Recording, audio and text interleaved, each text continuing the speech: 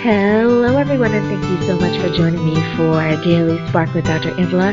I am your host, Dr. Angela Tester. You know what I like to do on my show. I want to enlighten you. I want to inspire you. I want to empower you to become your best self.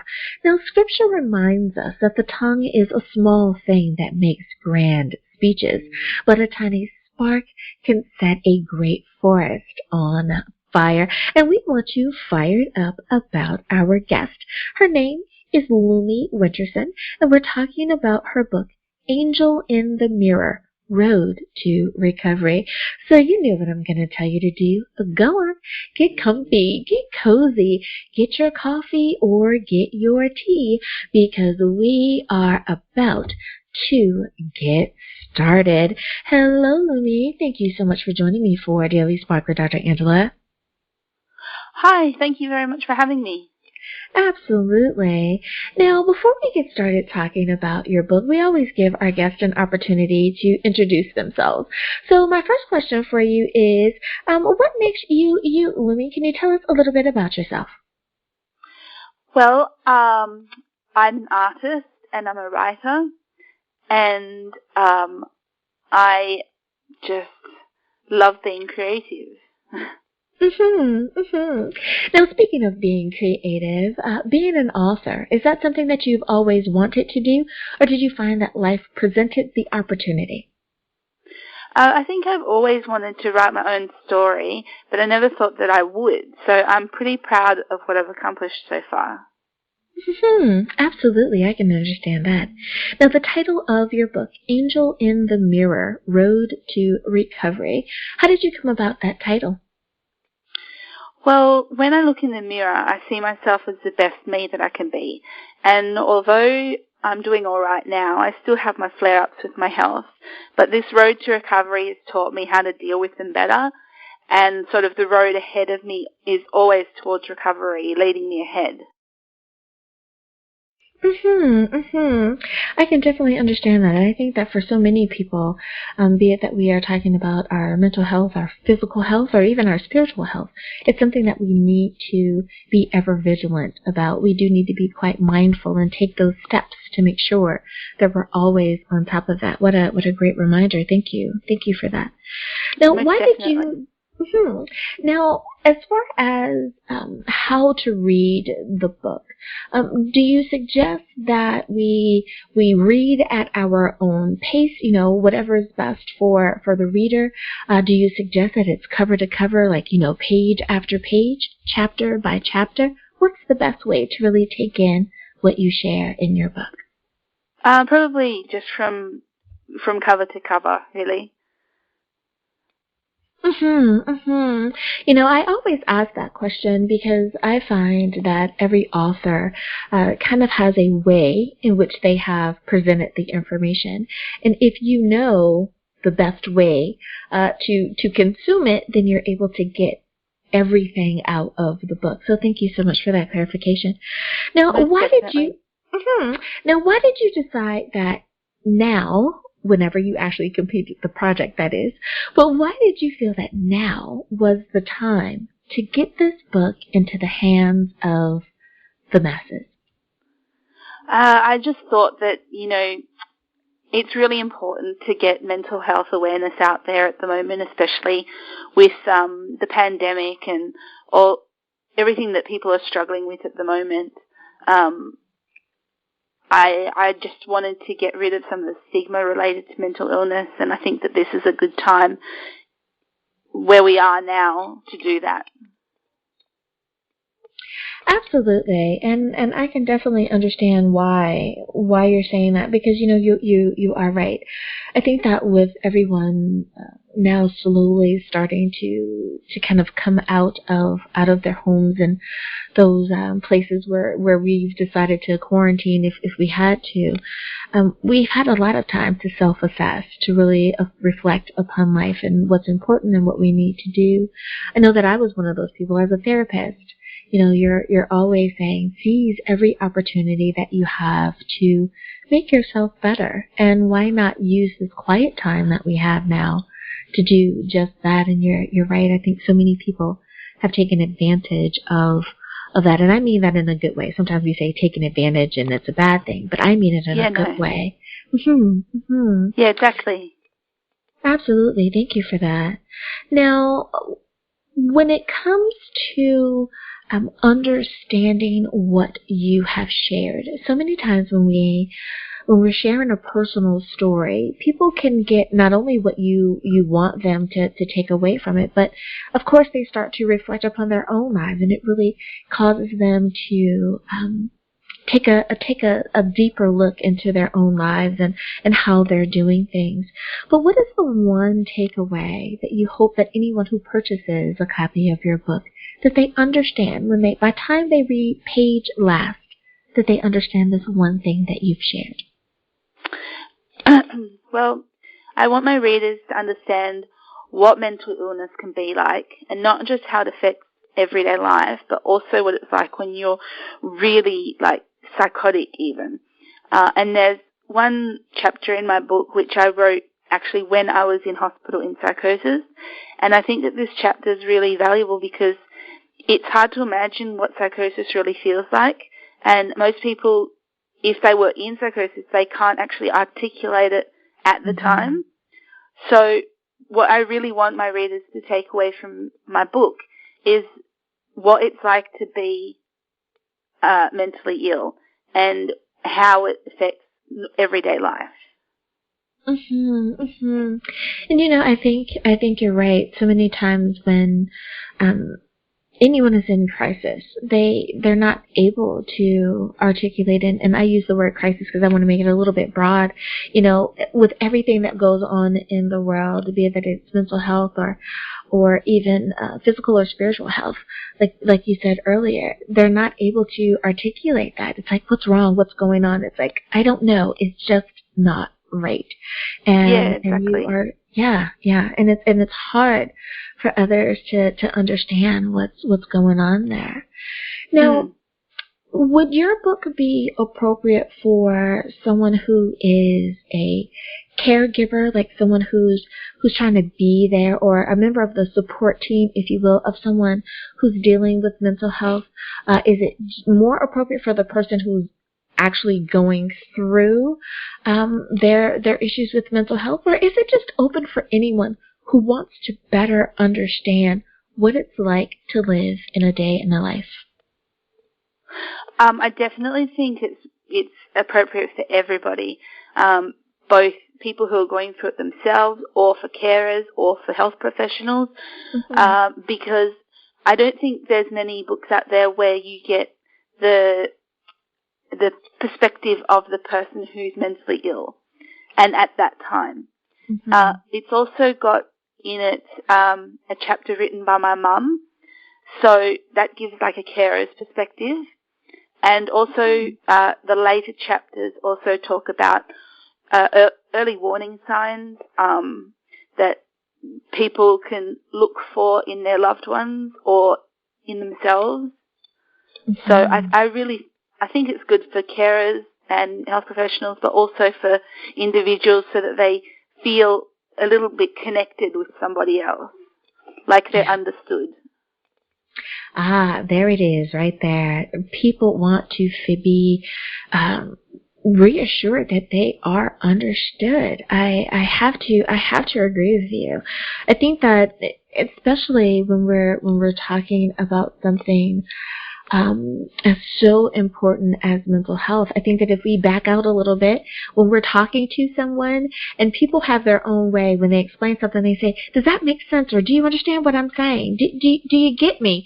We ask that question just in normal conversation. So it's even more important when we're going through something that's so important. I have to agree there. Now, You touched on signs and symptoms, if you will. Now, my listeners know what I'm going to say. Of course, I'm not asking this for you to give all of the answers, because what, listeners? You have to buy a copy of the book. to know how it ends, right? I'm not going to allow her to share everything here on radio. You have to pick up a copy. But when it comes to those signs and symptoms, and I'll allow you to answer how you would like to choose this question. I'm sorry, to answer this question. So one side of a coin, what is a very obvious symptom, or what is a symptom that tends to be quite easily overlooked? I'll let you decide how you'd like to answer that question. Well, for my illness, schizoaffective disorder, it's made up of positive symptoms and negative symptoms. And I think that the negative symptoms, which are often like a lack of something, so maybe lack of thought, lack of affect, lack of motivation, all of that, that can be overlooked because it can be related to depression as well. So I think those symptoms are the ones that tend to go overlooked with that illness. And thank you so much for that, because I think for so many folks, when they love someone who is dealing with any type of mental health issue, they know deep down inside that there's something wrong. They may not know what exactly, but that hindsight, when you go, when do you think it first started? And they go, maybe when she was 20, or, there's a thing that happened and it seemed to have triggered this. So thank you for sharing that. You're so right there. Now, when you were in the process of writing, was there any one thing that was perhaps the hardest to write about or to share about? It was quite hard to write about things that I don't remember happening because of my illness and because I had electroshock therapy. My memory of like all my 20s and 30s is very, very sketchy. Yeah. But I have been writing in journals since I was 12. So when I decided to write this book, I went through all my journals and I wrote it all out in chronological order. And it was hard to write the bits where I have no memory of these things happening. Yeah. I can just see someone going, oh my goodness, at least she has a reason why she can't remember. I don't know what I had on yesterday. So, it's, and not to make light of it, but we can understand on that very, surface, right? Yeah. Of people saying, I don't remember what I had on yesterday. I don't remember what I ate last Monday. So to have a portion of your life affected in that way, I can definitely see how that would be difficult to deal with, a little disheartening there. And it's like, if only, I pray that all of that that the positive things will be restored to you. We never know how God is able to work His wonder in our lives. So thank you for sharing that.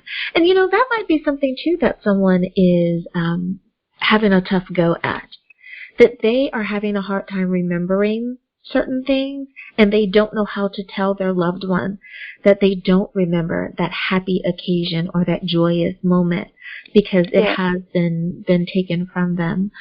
So if you love someone that is dealing with that, perhaps be a little gentle during that time. If they say they don't remember, maybe don't be so harsh.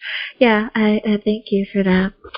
Well, Lumi, it is time for us to get ready to go to break. But before we do, can you remind everyone, please, what is the title of your book? Where can we get a copy? And of course, how do we stay in contact with you?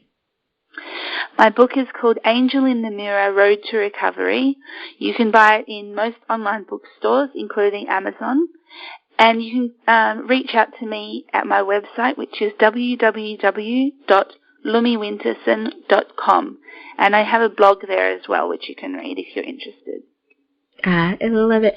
Alrighty, everyone. Now you know where you can get a copy of the book. We'll be back right after this.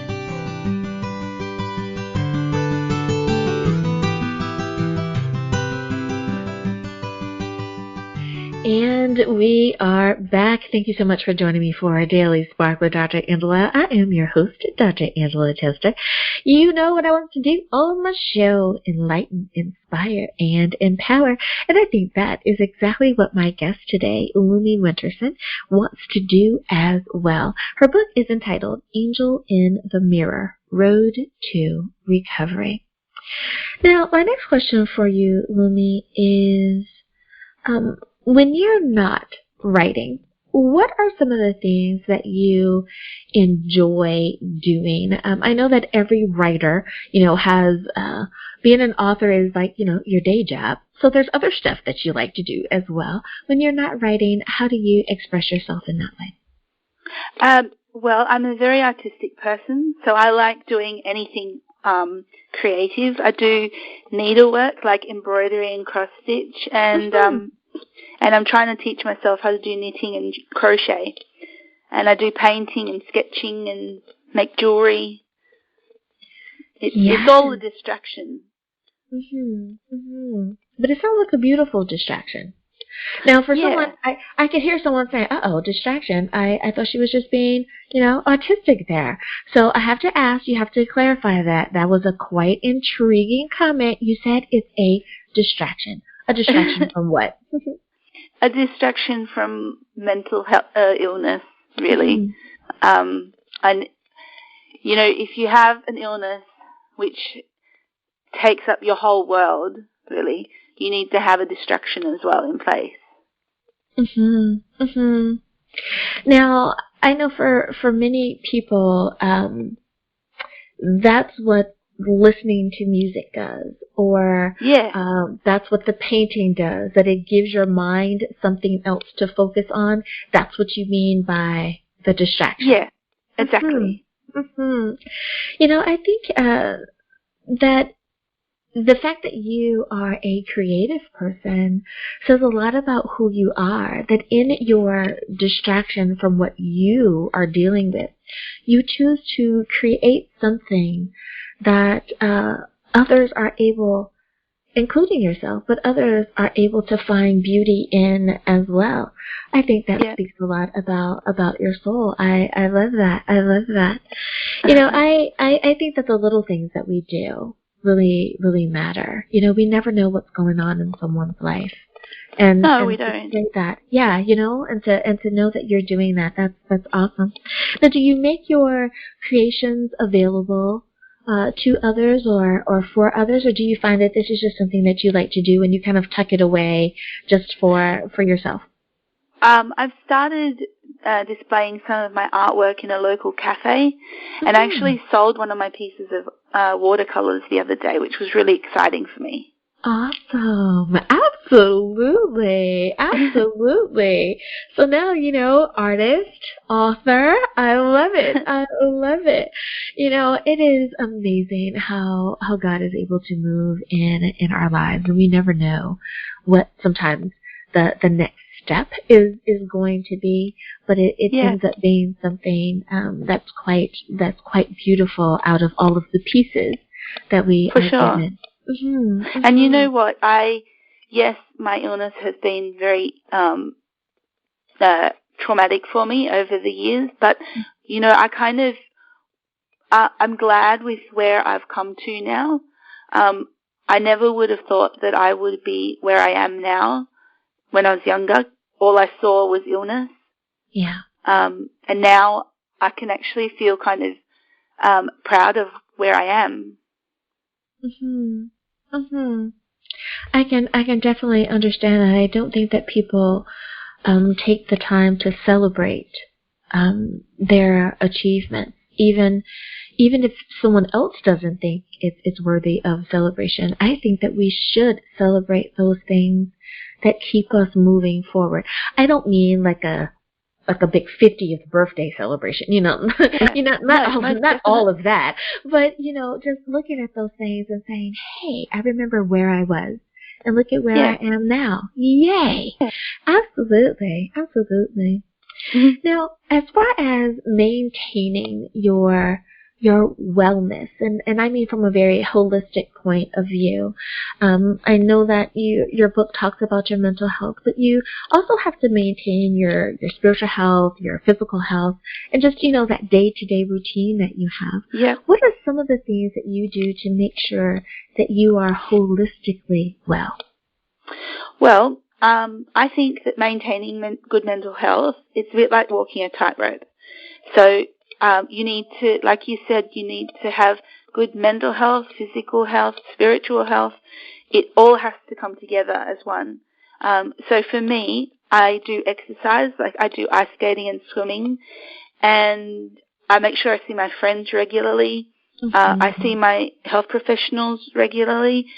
And then if I feel like I'm slipping, I look at my DBT skills, that's dialectical behaviour therapy skills, and I use them to get me through these tough times. And then I'm also in contact with my support network, which is like my mum and my friends, my health professionals. And so hopefully if I feel that I'm becoming unwell, I can nip it in the bud and stop it before it gets really out of hand. Now, you mentioned a word or a phrase that I talk about quite often, and that is that support team, having that support system. How important most definitely. How important is having that support system and that support team, be it from your medical professionals to friends and family? How important is it having those people around you? It's so integral to your to keeping well. You have to have as much as you can to support you. Nobody can do this on their own.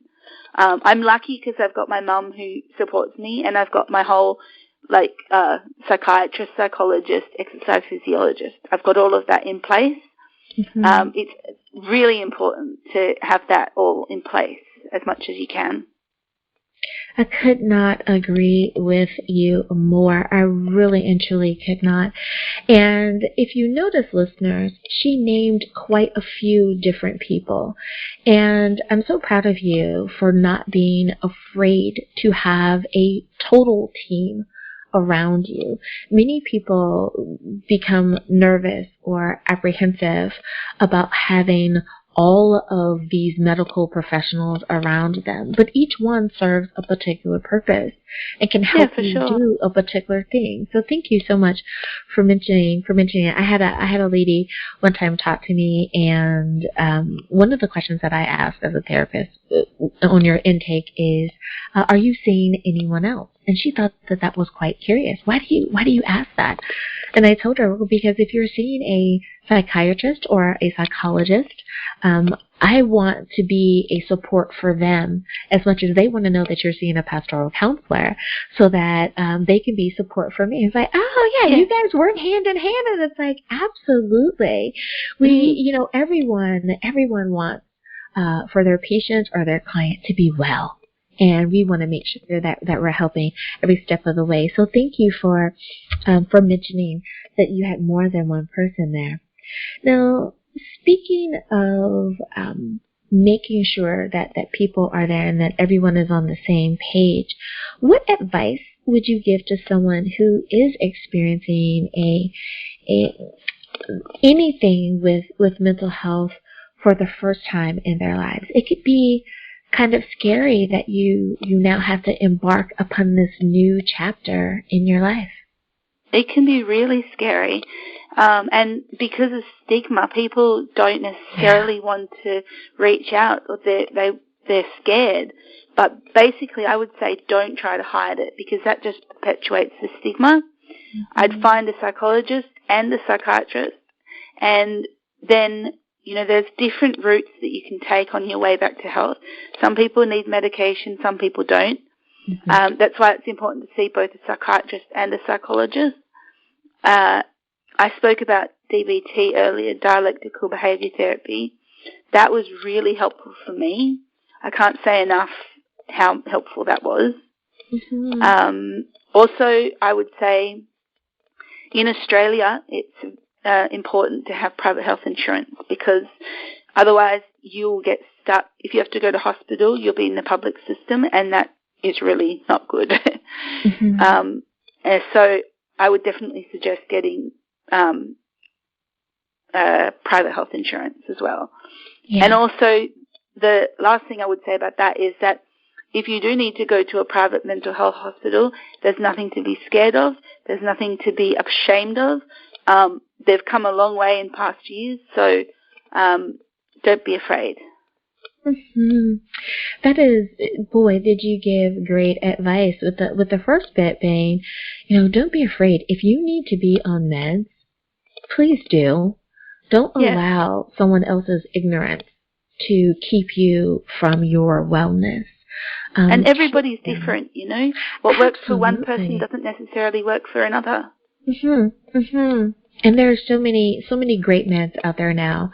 They can definitely find the right dosage for you, and be patient with that. I know that that's one thing that I have to remind so many people when we're dealing with mental health the same way, because I'm also a cancer survivor, the same way that cancer patients know as well.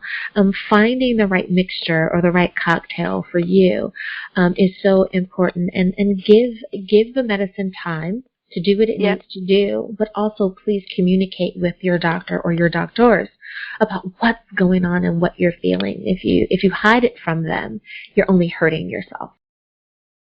When someone is brave enough to go to a loved one and say, I think I have a mental health crisis. I am in crisis. I am going through something, and I think I need to talk to someone. How do you think that person should react? What is the best thing for them either to say, or what's the best thing for them not to say? The most important word is kindness. Above and beyond everything else, it's important that we reach out when people are struggling and not let us be held back by stigma. People who have mental illness are not usually dangerous to themselves, to others, but they need a calm ear to listen to. So if you can just sit down with somebody and say, are you okay? And then wait for the answer and be prepared to listen. That is what I would say. I like that. Be prepared to listen. Yeah.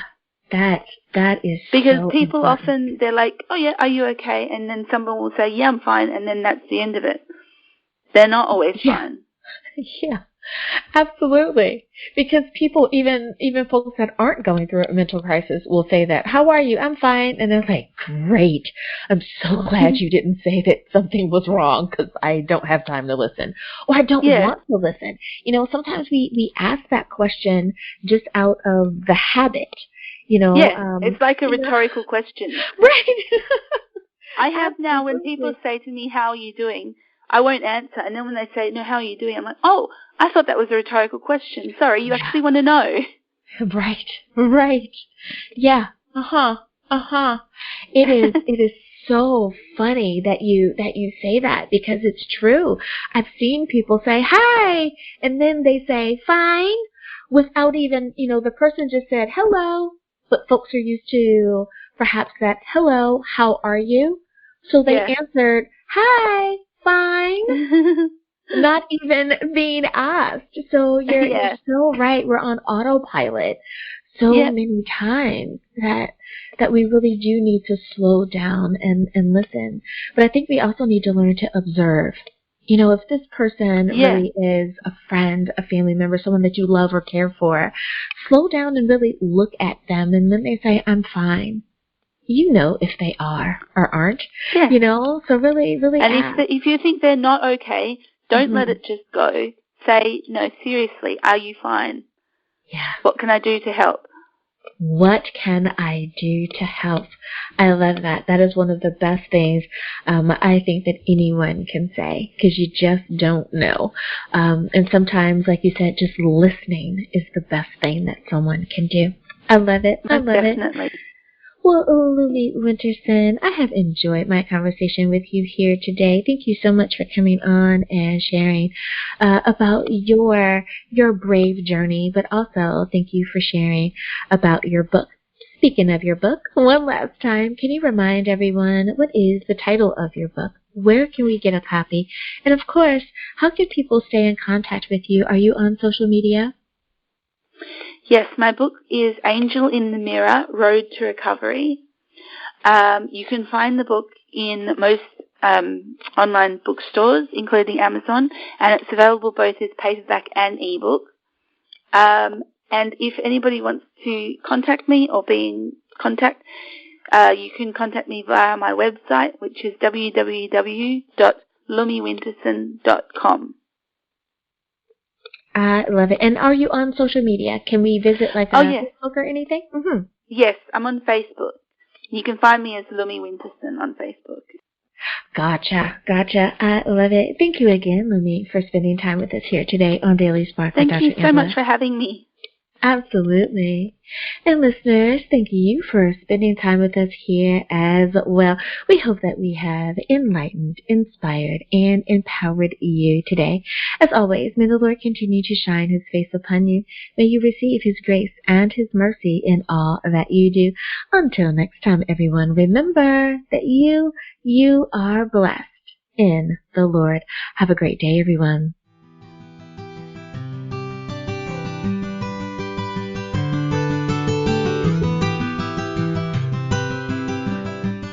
Hello, everyone, and thank you so much for joining me for Daily Spark with Dr. Angela. I am your host, Dr. Angela Tester. You know what I like to do on my show. I want to enlighten, inspire, and empower you to become your best self. Now, Scripture reminds us that the tongue is a small thing that makes grand speeches, but a tiny spark can set a great forest on fire. And today we want you fired up about the book, I Drove a Red Car to a Better Me. Its author is Dean Skewes, and I know that I am excited to talk to him today. So you know what I'm going to tell you to do? Go on, get comfy, get cozy, get your coffee or get your tea, because we are about to get started. Hello, Dean. Thank you so much for joining me here on Daily Spark with Dr. Angela. Yes, thank you very much for having me, Dr. Angela. It certainly is a pleasure. Absolutely. So glad to have you here. Now, I know that you have a lot to share today. I have had the privilege of talking with you previously, and I'm really excited to talk about your book. But there may be some folks out there that are unfamiliar with you or your work. So my first question to you is, can you tell us a little bit about you? What makes you you?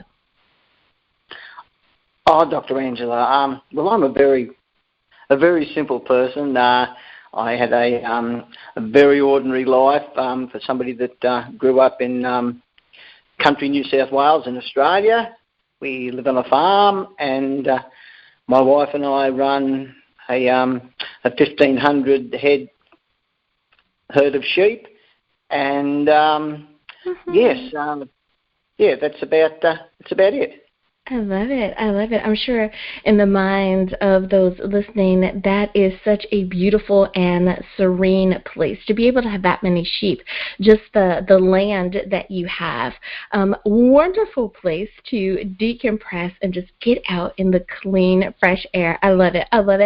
Now, being an author, is that something that you've always wanted to do? Or did you find that life simply presented the opportunity for you to share your story?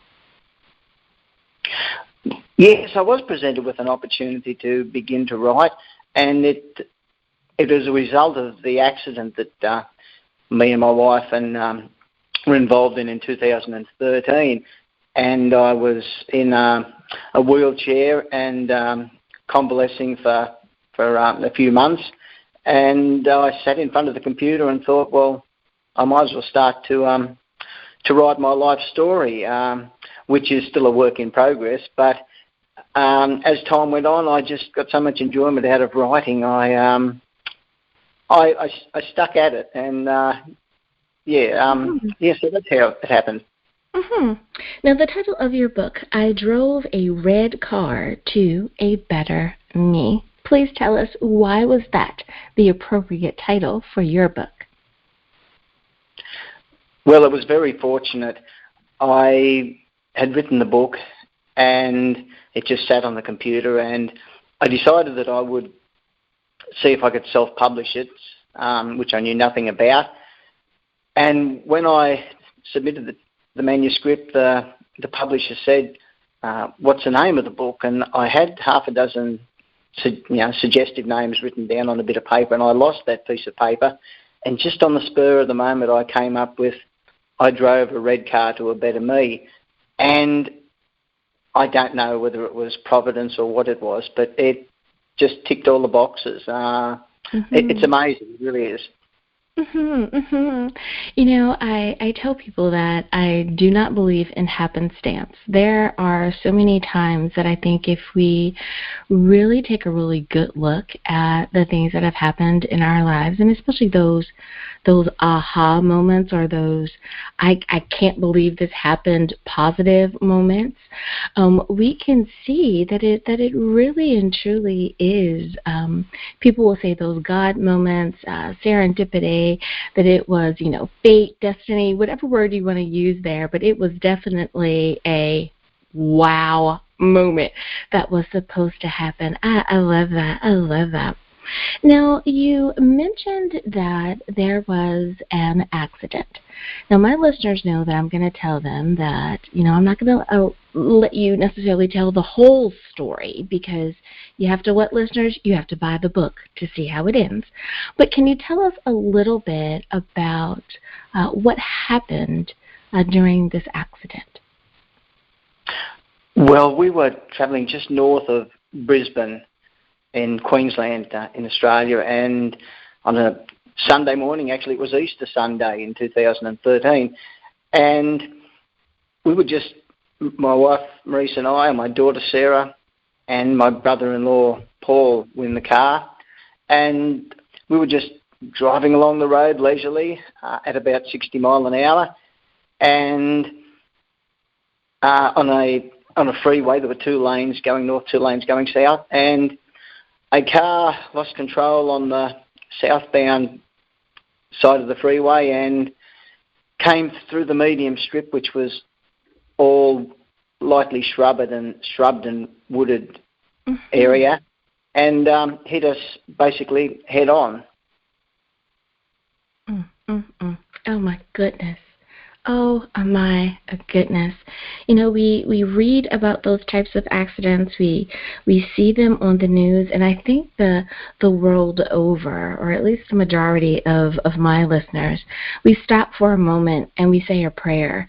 You say, oh my goodness, Lord, protect them, keep them safe, let everyone be okay. And you just never know what the day is going to bring you.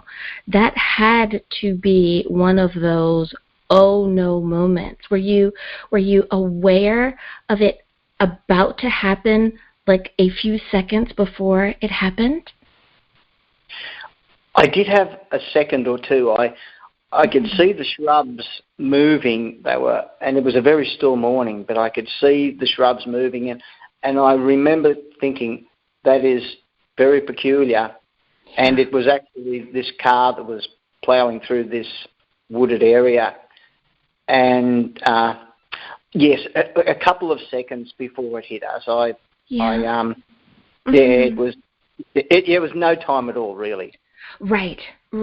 I do know a few people that have been in that type of, I kind of put them all together and say those rollover type accidents where there's nothing you can do about it. And they all say the same thing. You have a few seconds to see it coming and go, uh-oh, I think, and it actually is an accident coming towards you. Oh my goodness.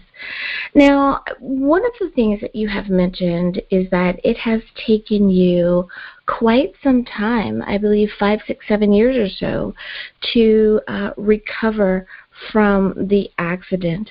What was that recovery process like? It was roller coasterish. It had its ups and downs, and many ups and downs. I had an operation a procedure done on my right femur to repair the broken bone. And that was unsuccessful, and it took 5 years and multiple surgeries before my right femur had healed. Mm-hmm. I went from being told that if everything was okay, you were fine, to being back in surgery again, and then being told everything's fine, and then back in surgery again. It was, I can't say it was horrific, but it was deflating. You just kept on being dropped back down into the, I wouldn't say the pits of hell, but it was, there were very low moments every time that happened. I had to drag myself back up. Yeah, it sounds like it was an emotional roller coaster. Like you said, you thought everything was fine, and then they discover something, and it's right back to the drawing board, or right back into surgery. Yeah, I can only imagine the ups and downs and how that feels. Now, if I remember correctly, while you were going through this, where your farm is, there was a drought going on as well. It sounds like that's just adding compound to injury. How were you able to deal with that as well as trying to recover? I think in some ways it was, it's hard to say a blessing, but the severity of the drought, it was the worst drought that Eastern Australia had suffered for, well, in living memory, but 100 years. Mm-hmm. Records going back 100 years had before a rain-deficient period of such extent. And like I said, I think it was a little bit of a blessing because my wife Maurice had to give up teaching to come home. She was a part-time primary school teacher, and she came home to help look after the farm, or actually look after the farm because I was incapable.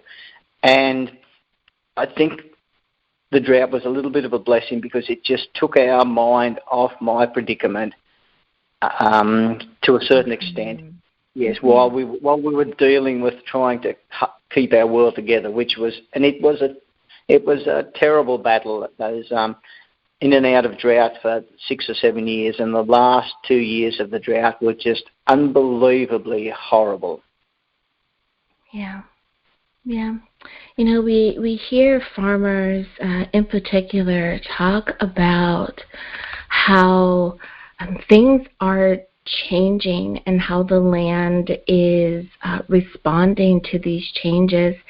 And I tell you, some of the stories, my heart just really goes out to the farmers, because I think we take for granted the fact that we have whatever it is that we need every day, right? We have the corn, we have the grain, we have the wool, we have whatever it is that we need, but we forget that there is a farmer somewhere supplying these commodities to us, and that life hits you guys a little bit differently than it may hit us. So, wow, I'm so glad that you were able to get through that successfully during such a trying time. I tell you, sometimes when we, what do they say? When it rains, it pours. That is quite a story there. Now, tell us, how were you able to cope with it all? And you've kind of touched on it a little bit, but you have this physical thing that you're dealing with. You have this the environmental thing that you're dealing with.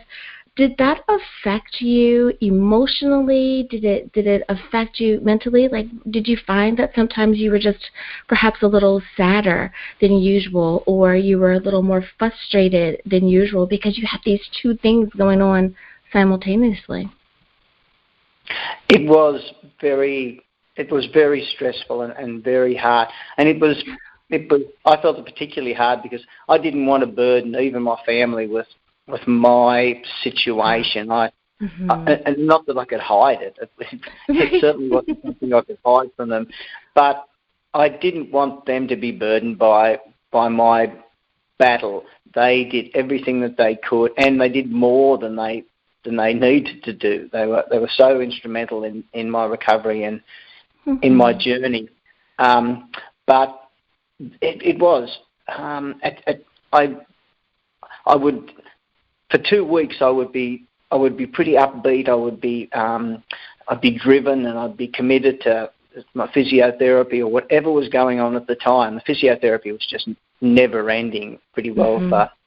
Well, actually, it's still going on. I still have to do physiotherapy, but I would be fine for 2 weeks, and then I would find there would be a day, basically every 2 weeks, where I wouldn't get out of bed. I would just lay in bed and actually feel sorry for myself, do a fair bit of crying. I was physically and emotionally shattered. I had given everything that I could for 2 weeks, and I would reach a point where I would be no good to myself or anybody. The next day I would jump out of bed and I would try and start again, and I would say, well, let's go again. But it was very tough. It really was. Absolutely. And I think that for so many people, and especially if you're not familiar with what's going to happen, I think that many people don't realize, or they forget, that when our bodies experience a trauma, it's something that you don't quickly move past or through, that it takes us quite a time to really get through it all, that our physical bodies can sometimes even heal faster than we can mentally from what we have experienced. And we need to be patient with ourselves. But you don't know that, because, people don't go through that type of experience on a day-to-day basis. So I can definitely understand the ups and downs as a therapist, and why it was important for you to have that support team around you. But I thank you for being open and honest about it, because I'm sure there's someone out there right now who has been through their own trauma, and they didn't realize that was going to happen. And to hear you say it, they realize that it's not just them, but that is something that truly happens. Well, Dean, it is time for us to go to break. But before we do, can you remind everyone, please, what is the title of your book? Where can we get a copy? And, of course, how do we stay in contact with you? My book is called I Drove a Red Car to a Better Me, and it's available through Barnes & Noble and on Amazon. And I have a Facebook page, Dean Skewes, and that has links to where you can buy the book and a couple of videos and clips and information about me. Alrighty, everyone, now you know where you can get a copy of the book. We'll be back.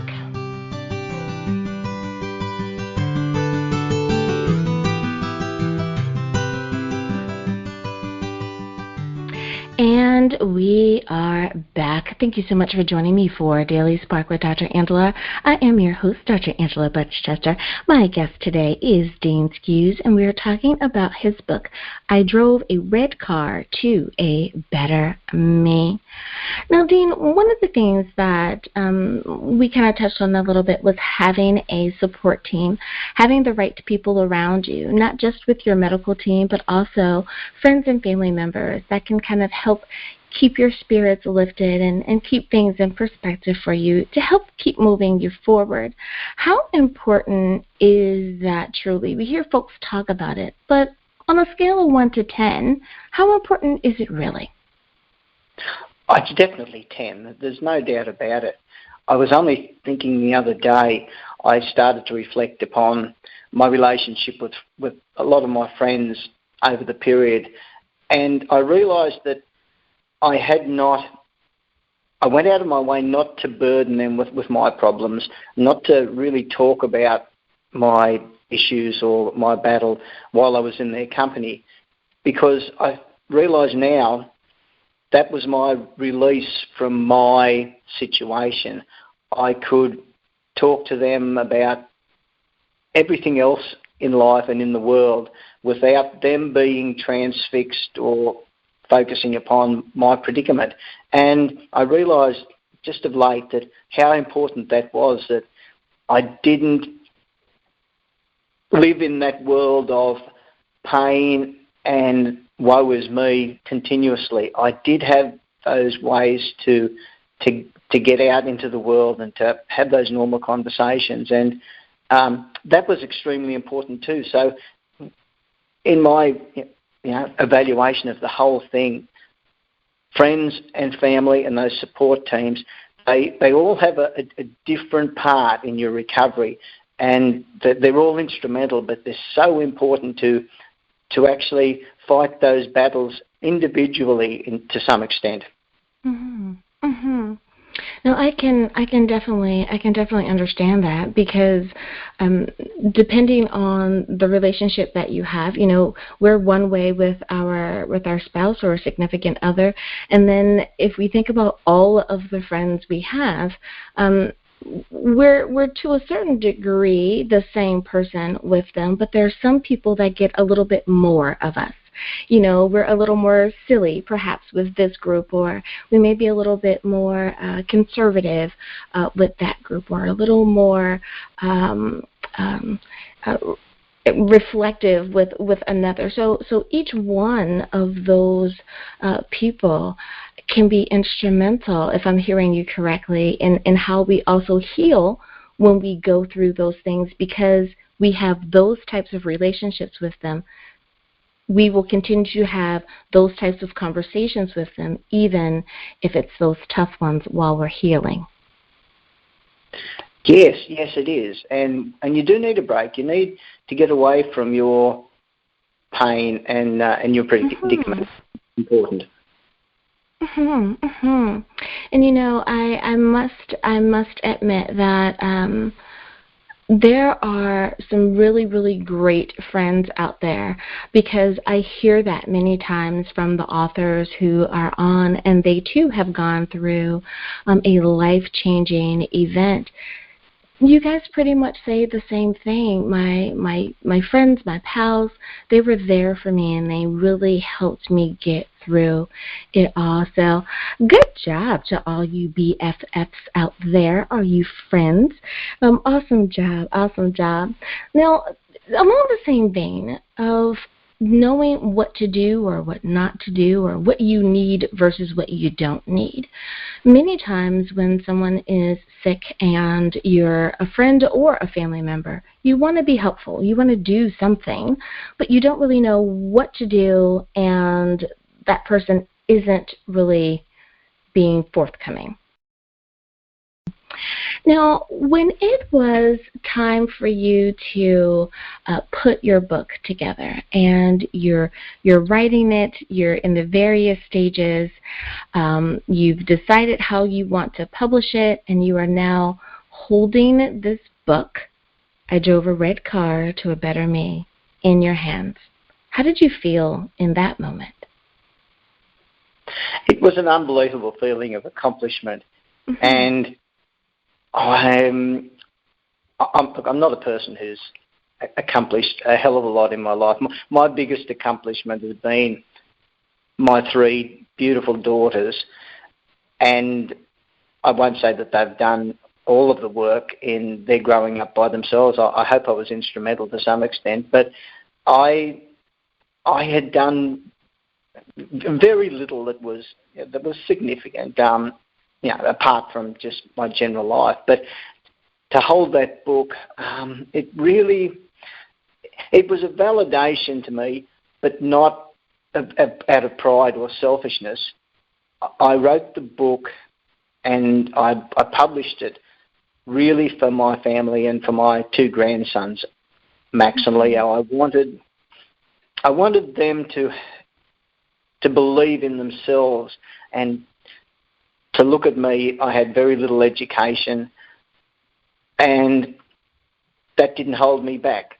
I was still able to do something that I wanted to. I was still able to write this book and to have this book published, and that's what it was. I can understand that. One of the things that I talk about is not only walking in purpose or walking in your destiny, but leaving a legacy for your family. And how do you do that? And it sounds like that is what you were doing. You were reassuring them that, I can do it and so can you. And let's walk in that spirit. Because you never know what life is going to throw at you. Sometimes it's a physical thing, like an accident. Sometimes it is situational, where it is perhaps a lack of education or the opportunity to be educated. I know that we have many people that live in the various communities of the world where education is very hard to get to. So you're right there. You never know. Again, you just never know someone's story unless you ask. And then when you ask, you find out, wow, look at all you have been able to do. Absolutely, absolutely share that story so that they know, look at what my grandpa did. I love that. I love it. Now, last question for you, because we only have about a minute left in the show, and that is, how do you think that your faith has been able to get you through this moment? Now, Dean, I always kind of qualify it by saying, I'm not asking if you go to church every Sunday or if you pray, before you go to bed at night. Not that. But just, how do you think that your belief has gotten you from day one to day next? I have enormous faith in humanity. And throughout my journey, I was involved with people who were so passionate about me and my recovery. They were so focused and concerned about me every step of my way. And it's hard not to have faith when you are surrounded by people who are so wonderful and giving and caring. And it bolstered my faith. It inspired me to be a better person, and that's the title of the book. I drove a red car to a better me. It inspired me to be a better person because of the wonderful people that I met in my journey. It really did. So faith is so important in our life, in our day to day, but in those tough times, in those dark times, faith is you cannot battle through a lot of these things without faith, Dr. Chester. I have to agree with you there. Couldn't have said it better myself. Well, Dean, thank you so much for coming on and spending time with us here today. I think that our listeners have definitely been inspired by you. Now, before I let you go, though, can you remind everyone one last time, what is the title of your book? Where can we get a copy? And, of course, how do we stay in contact with you? My book is titled I Drove a Red Car to a Better Me, and it's available on Amazon and through Barnes & Noble, and I have a Facebook page, Dean Skewes, where you can get on and find some links to what makes me me. I love it. Thank you again, Dean, for being a guest on Daily Spark with Dr. Angela. Oh, look, thank you so much, Dr. Angela, and you have a wonderful life. I can't wish you any more than that. It was delightful to speak with you. Thank you. You as well.